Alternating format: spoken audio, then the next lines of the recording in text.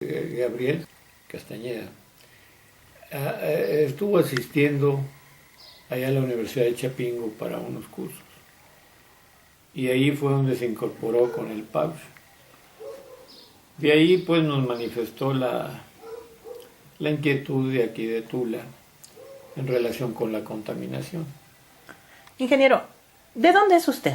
Yo soy nacido en Ciudad Mante, Tamaulipas, pero pues he estado en casi todo el país. En todo el país fui funcionario nacional de la aseguradora y además fui gerente del Banco Rural en varios estados del norte del país. Entonces ahorita ya no sé ni de dónde soy. ¿Tiene residencia aquí en Tula? Ahorita sí, una provisional, porque acabamos de llegar, nos estamos enterando y creemos que aquí hay elementos muy importantes para poder fincar una base para que nos dé elementos para poder hacer alguna transformación de la región y que pueda repercutir en todo el país. ¿Qué es lo que le ve a Tula, no como defecto, sino para mejorar y hacer esa transformación? Bueno, yo creo que esa transformación es necesaria y muy importante. En primer lugar, Hidalgo y particularmente Tula están incorporados al sistema hidráulico parte central del país. Aquí se reciben las aguas que se generan en toda la Ciudad de México, la parte central del país, que forman el antes Distrito Federal o Ciudad de México, el Estado de México, parte de Tlaxcala, parte de Puebla. Todas esas aguas vienen y desembocan aquí. Se dice y se conoce a nivel mundial que Tula es la cloaca más grande del mundo. Y usted nos está confirmando que es de esta forma. Pero ha sido de una manera consentida por los gobiernos tanto estatales como municipales y sobre todo el federal, que vengan a descargar sus aguas negras aquí a Hidalgo, sobre todo a Tula. Sí, mire, los gobiernos que hemos tenido han sido centralistas y no toman en cuenta la opinión ni siquiera de los gobernadores. Los gobernadores los ponen ellos y los quitan ellos. Entonces aquí no puede haber alguien que diga, pues yo tengo a mi pueblo, porque el pueblo no participa para nada. Quien los pone es el poder principal formado por el presidente de la República y unos cuantos. Entonces se toman determinaciones como por ejemplo el Estado de México está aportando una gran cantidad de agua de allá de su estado para la Ciudad de México, ¿verdad? Incluso hay muchos pozos y muchas instalaciones del Estado de México que las maneja el antes Distrito Federal, que ellos son los que manejan todo eso. Entonces el centralismo que hemos tenido no permite poder a los estados ser realmente soberanos. Aquí dijeron vamos a hacer, desde que llegaron los españoles, empezaron a hacer la salida del agua de la Cuenca de México y eso ha seguido la tendencia ahorita último que ustedes están mencionando y entonces no ha habido una autonomía y menos una participación del pueblo, ni siquiera la participación de los gobernadores, porque ellos están sujetos al poder central. Si el poder central les dice aquí vamos a tirar agua, tienen que saber, o de aquí nos vamos a traer agua. Es el caso del Estado de México. Y el Estado de Hidalgo, porque somos los que proporcionamos el agua para estas otras entidades y recibimos lo que ellos desechan. La mayor parte del agua que se consume en el Distrito Federal es del propio acuífero. El 70% del agua que se consume en el Distrito Federal es del propio acuífero del Distrito Federal. Lo que se está trayendo de Cutzamala y de Tula es el 30% del agua. Y equivale al 30% que se pierde. ¿Por qué? Pero bueno, es otro. ¿Por qué se pierde? Por la rotura de las tuberías. O sea que también no hay infraestructura suficiente para poder hacer esa entrega? No, el problema es este. La Cuenca de México se formó por medio de muchos miles de años. Fue un hoyo que se fue rellenando y formó un acuífero muy, muy grande. Entonces, ese acuífero pues es del que se alimenta la Ciudad de México y es muy grande. Primero empezaron a tomar, cuando recién llegaron los españoles, pues la infraestructura que tenían los indígenas. Posteriormente, cuando se descubre la cuestión de las perforaciones, empezaron a perforar. Y el problema es que las aguas residuales, pues las empezaron a mandar para acá. Primero usaron las diferentes obras para sacar el agua que tenían las lagunas. Cuando las lagunas se secaron, pues empezaron a sacar el agua residual para acá. En el asunto de las lagunas, el peor error fue que en la medida que fueron desecando las lagunas, fueron poblándolas, porque eran lagos poco profundos. Entonces 1,5 metros, 2 metros, desecan y empiezan a formar colonias dentro del propio vaso del lago. La Ciudad de México está construida en lo que fue el lago, ¿verdad? Y obviamente que cualquier perturbación extraordinaria pues anegaba la Ciudad de México, y hasta la fecha siguen dándose problemas de anegamiento. ¿Y para eso, ingeniero, hay corrección? No. Ya no. No, bueno, la corrección es que es precisamente lo que se está ahorita buscando. No es fácil, ni a corto plazo. Pero aquí hay una situación muy interesante. En la Cuenca de México, en la que fue la Cuenca de México, que alimentó lagos y que estuvo por mucho tiempo, existían las condiciones naturales para que la cosa funcionara normalmente. Antes de que se cerrara la cuenca, era una especie de herradura, y todo el agua que caía salía para el lado del estado de Morelos, y de ahí agarraba por el Balsas.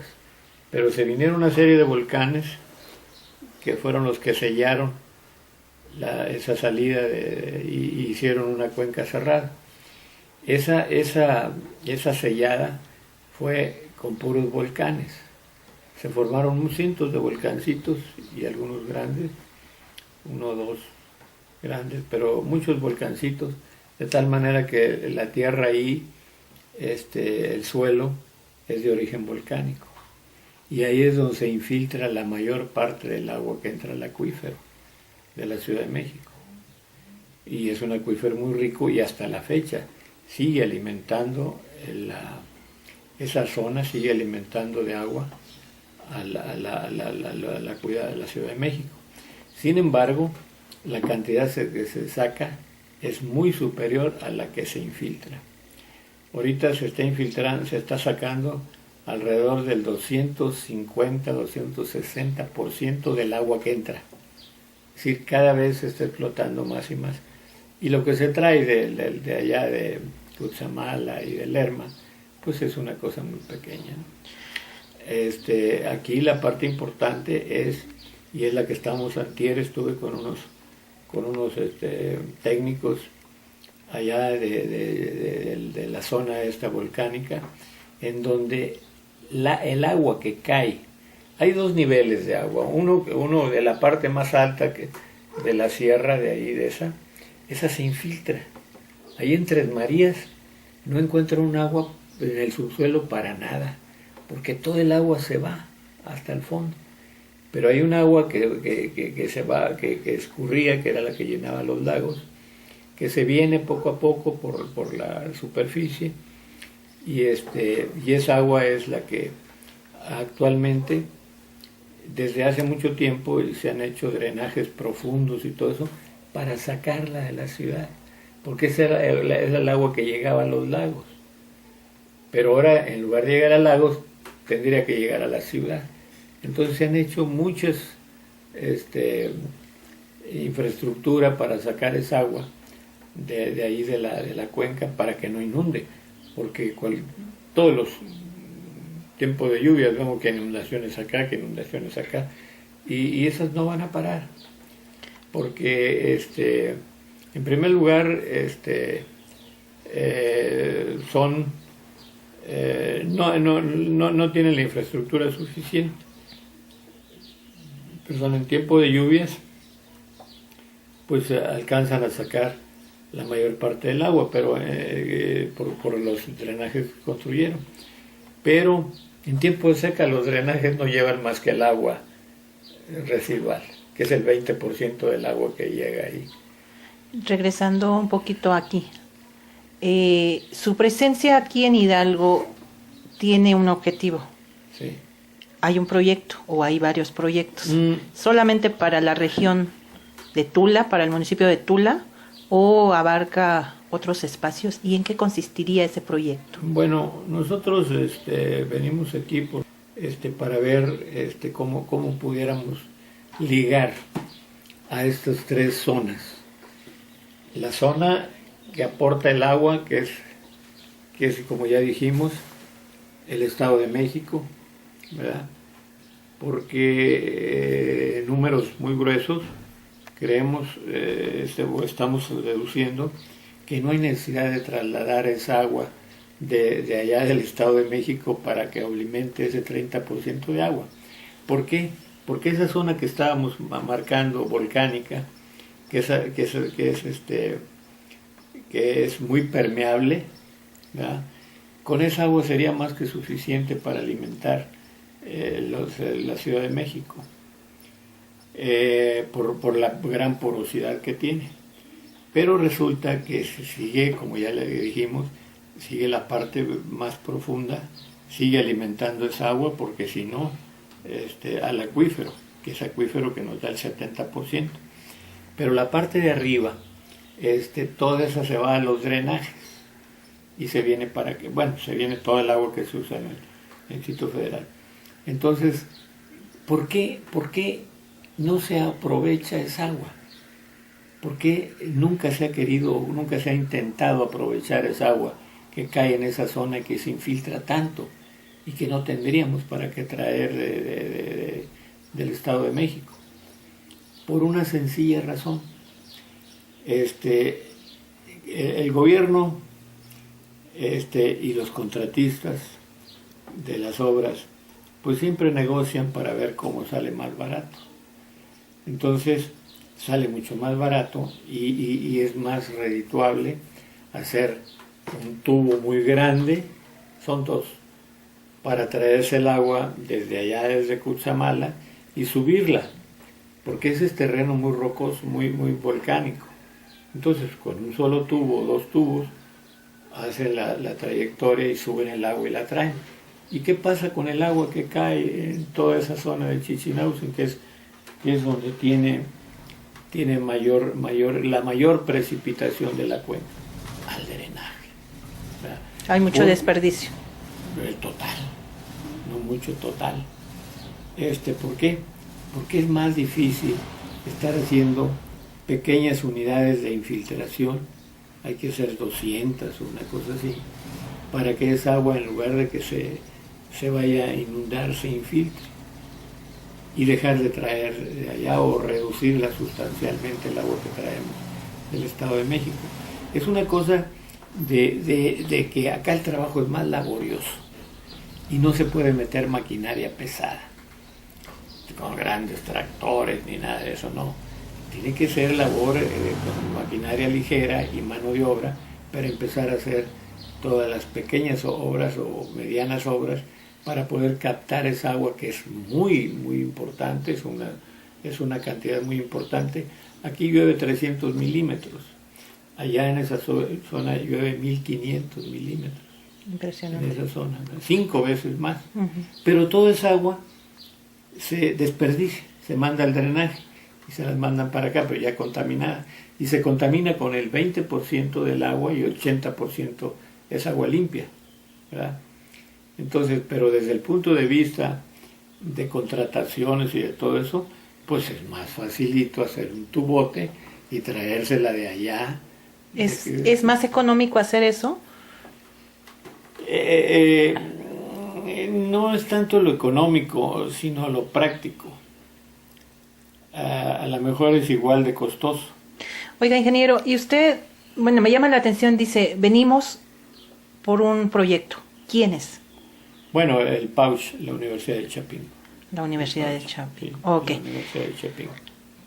¿Quiénes los trajeron a ustedes? Bueno, como ya decíamos, Gabriel ha estado asistiendo a unos cursos a Chapingo.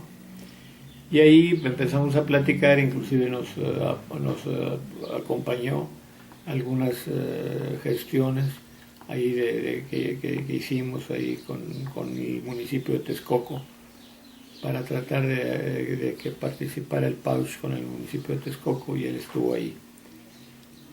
Entonces ya estando en el curso, pues nos invitó para acá, y nosotros, como estábamos platicando, nos pareció muy interesante, porque aquí el ciclo completo es: el agua la traen de allá del Estado de México, ¿verdad? De la parte poniente del Estado de México, la traen al Distrito Federal, la usan y la tiran para acá. Uh-huh. Entonces, el ciclo completo es estudiar todas las partes, ¿verdad? Todas las partes. Y supongo que, por ejemplo, ustedes reciben honorarios por venir a diseñar un proyecto, por venir a estudiar la zona. No. ¿No? Ahorita el PAUCH está aportando de toda esa parte, ¿no? ¿Usted sigue estando activo en la universidad? No. No. No, ahorita yo estoy financiándome por mis propios recursos, ¿verdad? Ahorita estoy financiándome con mis propios recursos. ¿Tiene usted muchos recursos? No, simplemente tengo pocos gastos, y algunos gastos me los pagan ahí en el PAUCH, como movimientos y todo eso, ¿no? Volvamos un poquito. Estos proyectos para Tula, ¿qué se tiene que hacer para poder aterrizarlos? Porque quiero entender que estos proyectos vienen a mejorar la calidad de vida de los habitantes de esta zona. No sé, con un tratamiento de aguas, con plantas, no sé. ¿Cómo estaría esa situación? Aquí hay un asunto que es de fondo totalmente, ¿no? Y tenemos que referirnos al sistema económico que rige en el mundo actualmente, y que de la cual ni Tula ni nadie puede sustraerse. En principio, las economías que se estaban manejando en el mundo, pues tenían el capitalismo como factor importante. Sin embargo, a partir de los 80 empezaron a ver decrecidas las utilidades para las grandes empresas, porque el avance, el crecimiento de la población, y sobre todo la sobrevivencia de la población, hizo que creciera el mundo de una manera exagerada, o de una manera poco usual. Entonces la población viene subiendo mucho, la edad de la gente viene subiendo mucho, las pensiones se han alargado mucho por la sobrevivencia de la gente, y entonces los estados, y fundamentalmente las empresas, empezaron a ver reducidos sus ingresos por las prestaciones que tienen que otorgarles a la población, y obviamente a través de las organizaciones de los productores. Entonces, a partir de la época de Reagan-Thatcher, empezó con el neoliberalismo, y el neoliberalismo no es otra cosa más que destruir. Puede hablarse muchas cosas, pero la idea es destruir a todas las organizaciones que amparan, en las cuales sindicatos y organizaciones de ese tipo, que le exigen que se den prestaciones a la gente, que les dice que de la salud, que esto, que lo otro. como las utilidades se están mermando muchísimo, entonces ellos lo primero que empezaron a hacer fue a eliminar todas esas organizaciones, ¿verdad? Eliminarlas, y la prueba la tenemos. Aquí en México, por ejemplo, a través de Salinas, el primer sindicato que le dieron en la torre fue el de petróleos. A mí me tocó trabajar directamente con la quina, me tocó ver, no le gustaba que le dijeran la quina, pero o sea, el nombre es más pegajoso. Me tocó trabajar directamente con él, yo fui gerente del banco ahí en Tamaulipas, y vi que estaba manejando muy bien las cosas. Tenía tiendas para consumos de la población, etcétera, etcétera. Era un sindicato que podrá haber tenido muchas fallas, podrá haber tenido muchas cuestiones, pero sí le estaba sirviendo a la gente, a mí me consta, porque además de que él tenía unos depósitos muy grandes ahí en el banco, que a mí me servían, pero además yo le daba crédito para los jubilados que fueran a trabajar en unidades, en ranchos que él compraba, y los mandaba a trabajar allí con él. Es decir, era un sindicato fuerte, y me tocó personalmente ver un enfrentamiento por teléfono de la quina con Salinas. Me tocó, estaba ahí de chiripa cuando le pasaron la llamada, y tuvieron enfrentamientos muy fuertes. Entonces, el primer sindicato que le dieron en la torre fue el de petróleos. Otro sindicato que conocí, conviví con ellos, fue el de Cananea, porque ahí estuvimos en un programa para el rescate de esa zona, de unos ejidos colectivos de Cananea que ahorita ya no existen, y en aquel entonces tenían 18 años sin tener utilidades, porque el gobierno los utilizó como su propaganda. Miren lo que estamos haciendo con los ejidos colectivos, son una gran aportación de la Revolución Mexicana. Cuando yo estaba en Chapingo, escuchaba hablar de los ejidos de Cananea como la panacea, ¿verdad? Pero la verdad es que no fue cierto. Pero a lo mejor brincándome un poco, uno de los siguientes sindicatos muy fuertes, y además de muy fuertes, también que prestaba muchos servicios a sus asociados, me consta. Yo conviví con ellos y me ayudaron a resolver el problema de Cananea. Les dieron en la torre. O sea, quiere decir que los entes, organizaciones, sindicatos, lo que sea, que está sirviendo para beneficio de la gente, no le interesa al gobierno. Como política neoliberal, no le interesa a los grandes potentados de México y al mundo. Ellos necesitan acabar con esa presión para poder ellos decidir qué hacen y qué no hacen. Ahorita con los maestros les quieren quitar que la reforma educativa no es otra cosa más que una reforma laboral, sí, en la cual les quitan todos los derechos y los corren cuando quieren. Y no hay un sindicato que los defienda. Y así pasó con Cananea. Cananea, yo conviví con el sindicato y vi todas las ventajas que tenía con el sindicato. Y lo vendieron, y la REA, el que le vendieron, acabó con el sindicato.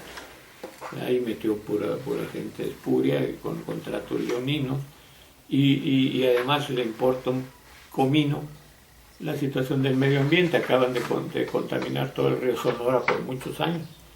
Yo conozco perfectamente el río Sonora y todas las pequeñas poblaciones de ahí, y conocí muy bien donde los anteriores cooperativistas, cuando era del gobierno, los anteriores sindicatos, cuando era del gobierno, se preocupaban por el buen tratamiento, por conservar. Y este señor no.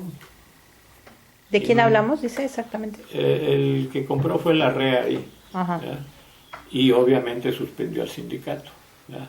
Y contrató un sindicato a su modo, y él es el que maneja. Entonces, el enfoque fundamental para poder establecer el neoliberalismo es acabar con esos grupos de presión, con esos grupos organizados, para irlos teniendo a los trabajadores a merced de lo que ellos decidan, ¿no? Eliminándole derechos y todo, ¿no? Esa es la esencia de la situación. Y eso es lo que está ahorita el CENTE. Ahorita quieren acabar con ese sindicato porque la idea es que no haya sindicatos. La idea es que la gente quede diluida, desamparada, o en su caso, sustituir sindicatos por sindicatos que ellos pongan y manejen, ¿no? Esa es la esencia. Pues es lo que está pasando. Es lo que está el manejo directo de los líderes. Ahorita tienen encarcelados a los líderes del CENTE y están hablando de una reforma educativa y los niños. No es una reforma educativa la fundamental, porque no les ha preocupado mucho la reforma educativa. Están acabando con las escuelas rurales y todo eso que era un buen vínculo. Lo que quieren es destruir la estructura del sindicato para que no tengan ellos un mecanismo de defensa y poderlos correr cuando quieran y contratar cuando quieran y sustituir y poner a que maneje el sindicato a quien ellos les convenga. Es decir, están desorganizando a los grupos de los trabajadores. Y ese es el concepto general. Y eso no nomás abarca México, abarca todo el mundo. Acabamos de ver en Argentina que ya quitaron a esta señora Kirchner. Acabo de ver el problema que traen allí en Brasil, también con la presidenta. Y es parte del neoliberalismo, porque ellos estaban actuando en favor de la gente y tenían organizaciones que defendían a la gente.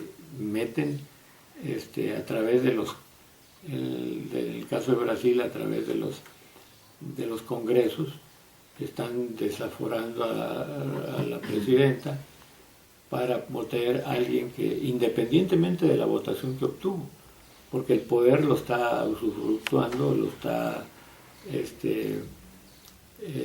manejando, lo está usando una gente que está manejada por los congresos, y los congresos están manejados por representando los intereses de las grandes transnacionales, ¿no? Así es. Oiga, ingeniero, en Tula, sobre todo en esta región, es muy preocupante y va enfocado al trabajo que usted está haciendo o que está haciendo la PAUCH. Es muy preocupante el alto grado de contaminación. Decíamos hace un rato que es considerada Tula la cloaca mayor en todo el mundo. ¿Cuál sería una de las acciones para poder empezar, quizá no a revertir en su totalidad, pero para poder empezar a cambiar esta situación? Yo creo que los habitantes de Tula y de los alrededores merecemos una calidad de aire, de agua digna, que nos provea de salud, no de enfermedades. ¿Cuál sería de las principales acciones? Yo creo que en ese aspecto hay que ver, obviamente, que como usted lo señala claramente, tenemos que empezar con acciones quizá de inicio para poder revertir todo esto, que no es a corto plazo. Pero lo que nosotros estamos pensando para que esto se resuelva en forma definitiva es que, en primer lugar, empecemos a evitar traer agua del Estado de México. Es más costoso y es más laborioso empezar a infiltrar el agua de Chichinauzi, pero en lugar de mandarla al acuífero, que es la que le llega acá más a inundar, que esta agua se infiltre y que dejemos de tener una sobreexplotación del 285%, porque eso se va a acabar algún día y no sabemos qué tanto falta. Y que se quede sin agua la mayor parte de la Ciudad de México va a ser muy difícil, va a ser muy dramático, cuando podemos resolverlo empezando a hacer una serie de obras. ¿Cómo cuáles? Pues de infiltración. Tenemos ya ahorita la manera de infiltrar. Hemos estado trabajando con incluso geología de la UNAM y de acá de la Universidad del Estado de México, y hay tecnologías para infiltrar el agua, no es problema. ¿Y por qué no lo hacen, ingeniero? Porque, como le dije hace rato, a los contratistas y al gobierno en sí les interesa hacer una sola obra grandota en la que pueda haber buena cantidad de recursos para ellos, para ambas partes, y entonces y con eso se resuelve el problema. Y el agua que toda cae, que